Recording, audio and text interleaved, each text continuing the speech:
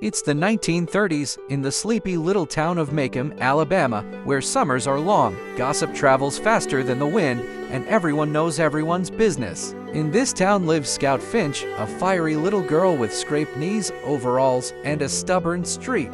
She's growing up with her brother Jem and their father Atticus Finch, a quiet lawyer with a strong sense of right and wrong. Their mother passed away when Scout was just a baby, so Atticus raises them with help from Calpurnia, their wise and kind black housekeeper. Macomb looks peaceful from the outside. White houses, front porches, magnolia trees, but beneath that calm lies a world divided by color, class, and secrets. Every summer, Scout and Jem's world bursts alive when their friend Dill arrives.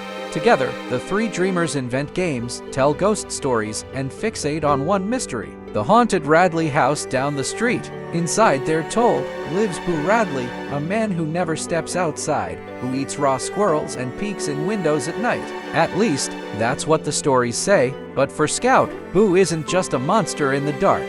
He's a question, and she's determined to find the answer. Scout doesn't fit into Macomb's idea of what a proper girl should be. She fights boys twice her size, questions everything adults say, and hates wearing dresses. Her brother Jem teases her for not being ladylike, but Atticus, he just smiles and says, "Before I can live with other folks, I've got to live with myself."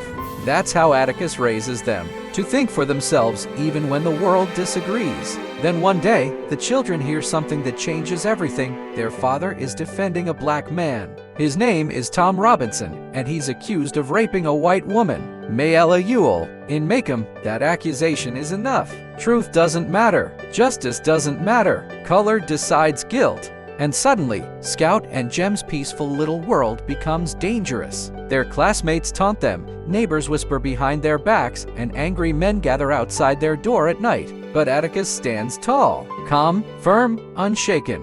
When Scout asks him why he's doing this, he says, "Because if I didn't, I couldn't hold my head up in town. I couldn't even tell you or Jem not to do something wrong."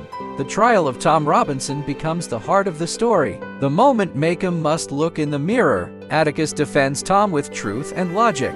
He shows the court that Tom couldn't have possibly committed the crime. His left arm is crippled, useless. He proves that Mayella's father, Bob Ewell, is the real abuser. But in that courtroom, truth doesn't stand a chance against prejudice. The jury convicts Tom anyway. Scout and Jem can't understand. How could they do that? Jem whispers, tears in his eyes. Atticus only says quietly, "They've done it before, and they'll do it again. But every once in a while, we can stop them." Not long after, tragedy strikes again. Tom Robinson is shot and killed while trying to escape prison. Or maybe, as Atticus suspects, simply because hope had died before he did.